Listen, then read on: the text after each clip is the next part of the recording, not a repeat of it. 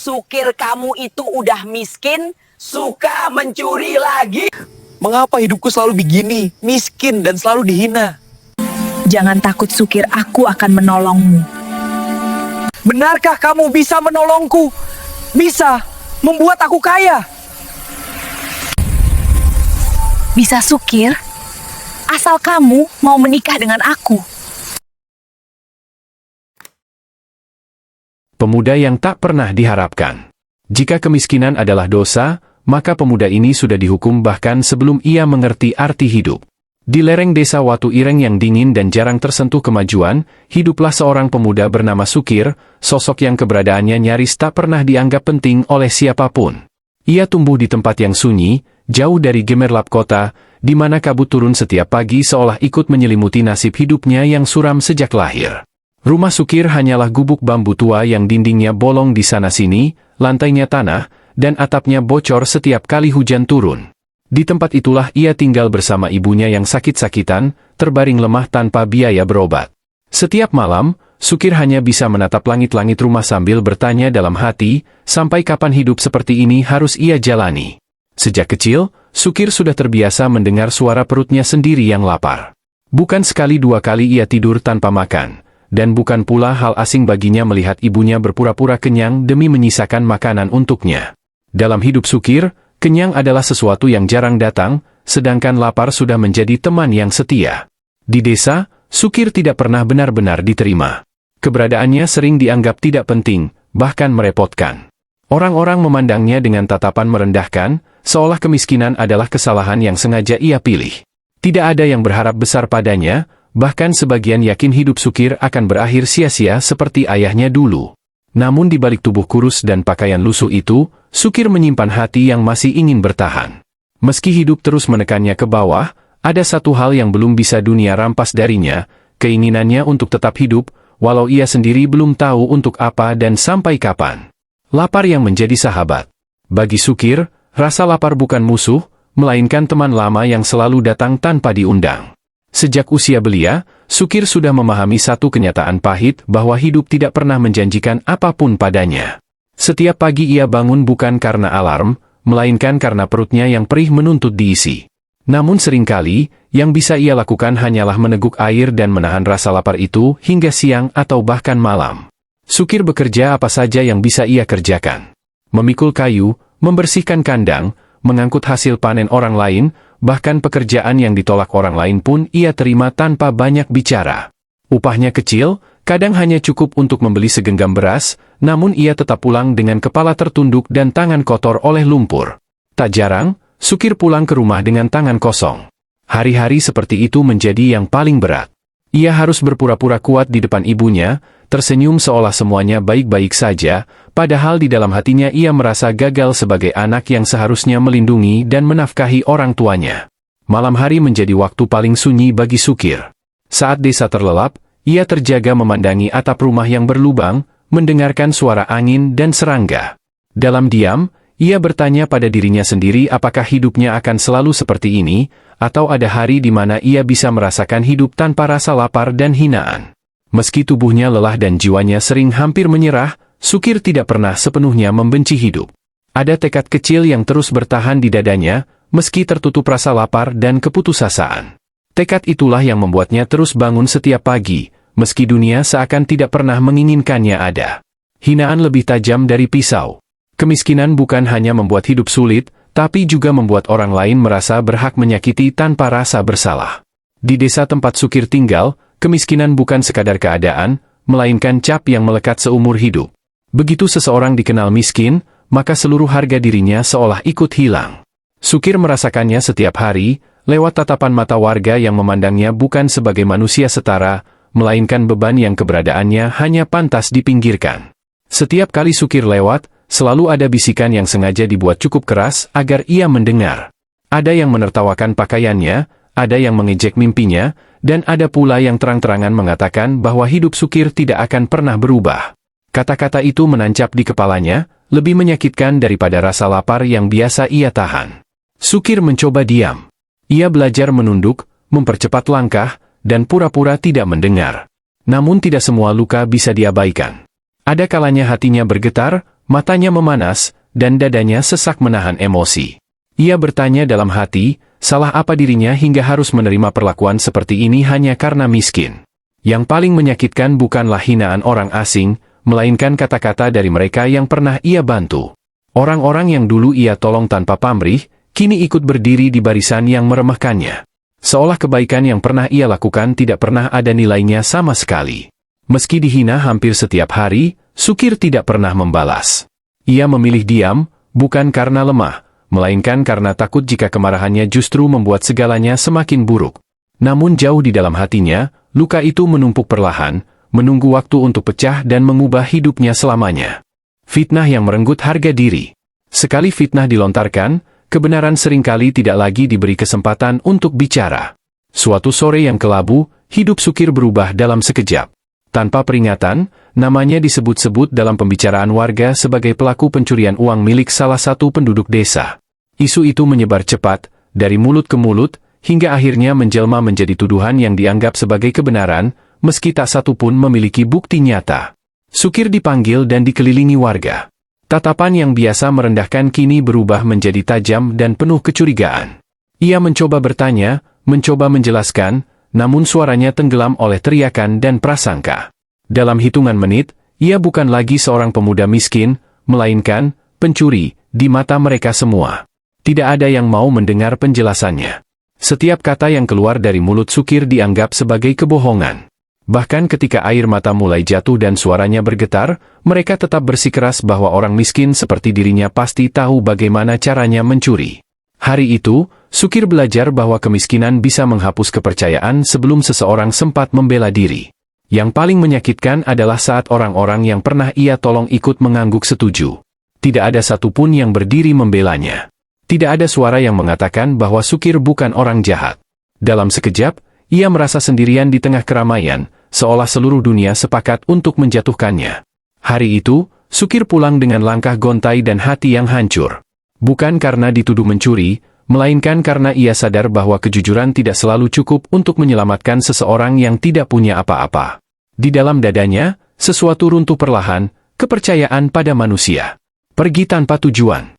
Ketika semua pintu tertutup, bahkan rumah pun tak lagi terasa sebagai tempat pulang. Malam itu, Sukir tidak membawa apapun kecuali pakaian di badan dan hati yang hancur. Ia melangkah keluar dari desa tanpa pamit, tanpa rencana, dan tanpa tahu kemana kakinya akan membawanya. Setiap langkah terasa berat, seolah tanah pun enggan melepasnya pergi, namun rasa sakit di dadanya jauh lebih berat daripada lelah di kakinya. Hujan turun perlahan, lalu semakin deras, membasahi tubuh Sukir yang tidak terlindungi. Air hujan bercampur dengan air mata yang tak lagi ia sembunyikan. Jalan tanah berubah licin, lumpur menempel di kakinya, namun ia terus berjalan, seolah jika ia berhenti, maka seluruh rasa sakit itu akan menelannya hidup-hidup. Di tengah perjalanan, Sukir berhenti sejenak di bawah pohon besar. Nafasnya terengah, tubuhnya menggigil, dan pikirannya kosong. Untuk pertama kalinya, ia benar-benar merasa sendirian. Tidak ada desa, tidak ada manusia, hanya suara hujan dan detak jantungnya sendiri yang terdengar begitu keras di telinga. Dalam kelelahan itu, pikirannya mulai dipenuhi pertanyaan-pertanyaan yang selama ini ia kubur dalam-dalam. Apakah hidupnya memang tidak pernah berarti? Apakah sejak awal ia memang ditakdirkan untuk kalah? Untuk sesaat, Sukir merasa menyerah adalah pilihan paling masuk akal yang tersisa. Namun di balik keputusasaan itu, ada satu hal kecil yang menahannya untuk tidak jatuh sepenuhnya. Bayangan ibunya muncul di benaknya, wajah lemah namun penuh harap. Ingatan itu membuat Sukir kembali melangkah, meski tanpa arah, meski tanpa tujuan, hanya dengan satu tekad, bertahan satu langkah lagi. Pertemuan di tengah kabut. Ia tidak tahu bahwa langkah terakhir malam itu akan mempertemukannya dengan takdir yang mengubah segalanya. Hujan mulai reda ketika Sukir memasuki kawasan hutan di lereng gunung. Kabut turun perlahan, menyelimuti pepohonan tinggi yang berdiri rapat seperti dinding sunyi. Suasana menjadi asing dan mencekam. Setiap suara ranting patah terdengar berlipat ganda, membuat Sukir semakin waspada, meski tubuhnya sudah terlalu lelah untuk merasa takut. Langkah Sukir melambat saat ia merasakan sesuatu yang tidak biasa. Udara terasa lebih dingin, dan keheningan terasa berat menekan dada. Ia berhenti, menajamkan pendengaran, lalu menyadari ada suara gesekan pelan dari balik semak. Jantungnya berdetak cepat, telapak tangannya dingin, namun kakinya seperti tertancap di tanah. Dari balik kabut itu, perlahan muncul sosok yang membuat napas Sukir seakan terhenti. Seekor ular besar, ukurannya jauh di luar bayangan manusia biasa, melingkar di hadapannya. Sisiknya berkilau terkena cahaya rembulan yang menembus kabut, tubuhnya bergerak perlahan namun penuh kekuatan yang mengintimidasi. Ketakutan menyergap Sukir seketika. Nalurinya menyuruh lari, namun tubuhnya membeku. Matanya terkunci pada tatapan ular itu, tajam, dalam, dan terasa seperti menembus seluruh luka hidupnya. Aneh rasanya, di balik rasa takut, Sukir merasakan ketenangan yang tidak masuk akal, seolah pertemuan ini sudah digariskan sejak lama. Dalam detik-detik yang terasa begitu panjang, Sukir berdiri diam, pasrah pada apapun yang akan terjadi. Ia teringat semua hinaan, fitnah, dan rasa sakit yang membawanya ke tempat ini. Jika malam ini adalah akhir hidupnya, setidaknya ia mati tanpa harus kembali ke dunia yang telah menghancurkannya. Namun sesuatu yang tak terduga terjadi. Ular besar itu tidak menyerang. Ia hanya diam, lalu perlahan bergerak menjauh, menghilang kembali ke dalam kabut, meninggalkan Sukir dengan tubuh gemetar dan hati yang berdebar hebat. Sejak malam itu, Sukir tahu satu hal, hidupnya tidak akan pernah sama lagi. Ketakutan atau takdir. Ia selamat dari malam itu, tapi tidak dari perubahan yang mulai mengikutinya. Pagi datang dengan cara yang asing bagi Sukir. Ia terbangun di tepi hutan dengan tubuh kaku dan kepala berat, seolah semalaman tidak benar-benar tidur. Kabut pagi masih menggantung rendah, dan cahaya matahari menembus pepohonan dengan sudut yang membuat segalanya tampak tidak nyata. Untuk sesaat, Sukir bertanya-tanya apakah pertemuannya dengan ular besar hanyalah mimpi buruk akibat kelelahan. Namun saat ia berdiri, tubuhnya terasa berbeda. Tidak lebih kuat, tidak pula lebih segar, tapi lebih peka. Ia bisa mendengar suara burung dari kejauhan dengan jelas, mencium bau tanah basah, bahkan merasakan arah angin tanpa melihat daun bergerak. Sukir terdiam, hatinya berdegup cepat, karena ia sadar ada sesuatu dalam dirinya yang berubah sejak malam itu. Sepanjang hari ia berjalan keluar dari hutan, namun pikirannya terus kembali pada tatapan ular besar itu. Tatapan yang tidak penuh amarah, tidak pula lapar, melainkan seolah sedang menilai. Sukir mulai merasa bahwa pertemuan itu bukan ancaman, melainkan semacam pengakuan, bahwa hidupnya telah diperhatikan oleh sesuatu yang lebih besar dari manusia. Ketakutan mulai bercampur dengan pertanyaan. Mengapa ia tidak diserang? Mengapa justru ia yang dipilih untuk bertemu makhluk sebesar itu? Sukir mencoba menepis pikiran-pikiran itu, menganggap semuanya kebetulan. Namun setiap kali ia mengingat malam itu, jantungnya kembali berdetak lebih cepat, seolah tubuhnya mengingat sesuatu yang belum sepenuhnya dipahami. Saat akhirnya Sukir mendekati desa terdekat, ia merasakan tatapan orang-orang berbeda. Beberapa memandangnya aneh, seolah merasakan sesuatu yang tidak biasa darinya. Sukir sendiri tidak tahu apa yang berubah, namun ia bisa merasakan jarak yang tak terlihat antara dirinya dan dunia di sekitarnya. Di dalam hatinya, Sukir dihadapkan pada pilihan yang belum pernah ia pikirkan sebelumnya. Apakah ia harus takut pada perubahan ini dan mencoba hidup seperti biasa, atau menerima bahwa pertemuan di tengah kabut itu adalah awal dari takdir yang selama ini menunggunya? Dan tanpa ia sadari, hidupnya sedang bergerak menuju arah yang tidak mungkin lagi dihentikan. Awal dari perubahan. Perubahan besar tidak selalu datang dengan keajaiban, kadang ia datang diam-diam, tapi tak bisa dihentikan. Hari-hari setelah pertemuan di hutan terasa berbeda bagi Sukir. Ia kembali bekerja seperti biasa, memikul kayu dan membantu warga desa, namun ada satu hal yang tak bisa ia abaikan. Segala sesuatu terasa lebih teratur, lebih mudah, seolah langkah-langkah kecilnya kini selalu mengarah ke hasil yang tepat. Tanpa disadari, Sukir mulai mendapatkan pekerjaan yang lebih baik. Orang-orang yang dulu menolaknya kini justru memanggil namanya. Upahnya memang belum besar, tapi selalu cukup. Untuk pertama kalinya, ia bisa pulang membawa beras tanpa harus memilih antara makan hari ini atau besok. Ibunya mulai mendapatkan obat. Tidak mahal, tidak mewah, tapi cukup untuk membuat wajahnya tampak lebih segar. Melihat ibunya tersenyum pelan, Sukir merasakan sesuatu yang sudah lama hilang dari hidupnya, harapan. Hatinya bergetar, karena untuk pertama kalinya ia merasa usahanya benar-benar berarti. Namun perubahan itu tidak hanya dirasakan oleh Sukir. Warga desa mulai memperhatikannya. Bukan dengan hinaan, melainkan dengan rasa heran. Ada yang berbisik, ada yang diam-diam mengamati. Seolah mereka melihat sosok yang sama, tapi dengan aura yang berbeda, lebih tenang, lebih yakin. Sukir sendiri tidak merasa dirinya berubah drastis. Ia masih pemuda miskin dengan pakaian lusuh. Namun di dalam dirinya, ada keyakinan baru yang tumbuh pelan-pelan. Ia tidak lagi berjalan dengan kepala tertunduk. Ia melangkah dengan kesadaran bahwa hidupnya tidak sepenuhnya ditentukan oleh hinaan orang lain. Meski demikian, Sukir tahu satu hal. Perubahan ini belum selesai. Ia bisa merasakannya, seperti sesuatu yang masih menunggu untuk terungkap. Dan tanpa ia sadari, orang-orang yang dulu memfitnahnya mulai merasa gelisah melihat pemuda yang seharusnya hancur, justru perlahan bangkit. Saat dunia berbalik arah, orang-orang yang dulu menjatuhkan, kini berdiri paling dekat, bukan untuk meminta maaf, tapi karena membutuhkan. Perubahan dalam hidup Sukir kini tak bisa lagi disembunyikan. Ia memang masih hidup sederhana, namun keberadaannya mulai diperhitungkan. Setiap pekerjaan yang ia sentuh berjalan lancar, setiap tugas yang diberikan padanya selalu selesai tanpa masalah. Nama Sukir mulai disebut bukan sebagai bahan ejekan, melainkan sebagai solusi. Orang-orang yang dulu menertawakan langkahnya kini mulai mendekat dengan senyum canggung. Ada yang berpura-pura ramah, ada yang mencoba membuka obrolan seolah tidak pernah terjadi apa-apa. Sukir melihat semua itu dengan mata jernih. Ia tidak lupa bagaimana tatapan mereka saat fitnah itu menghancurkannya. Yang paling mengusik hati Sukir adalah saat orang yang dulu paling keras menuduhnya kini meminta bantuannya. Dengan nada rendah dan sikap berbeda, mereka berbicara seakan Sukir tidak pernah dilukai. Di saat itulah Sukir merasakan pertarungan terbesar dalam hidupnya, antara luka lama dan ketenangan baru yang sedang ia bangun. Malam hari, Sukir kembali teringat tatapan ular besar di tengah kabut.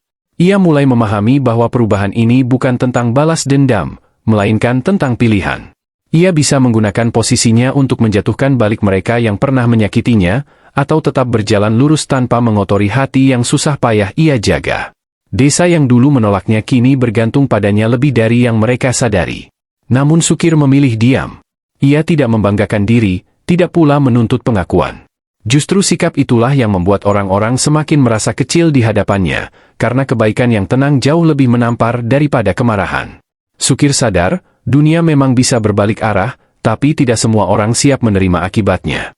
Luka di hatinya belum sepenuhnya sembuh, namun ia tahu satu hal. Perjalanan ini hampir sampai pada akhirnya. Dan di depan sana, takdir terakhirnya sedang menunggu untuk ditentukan. Takdir pemuda miskin. Tidak semua orang miskin ditakdirkan hancur, sebagian hanya sedang ditempa terlalu keras.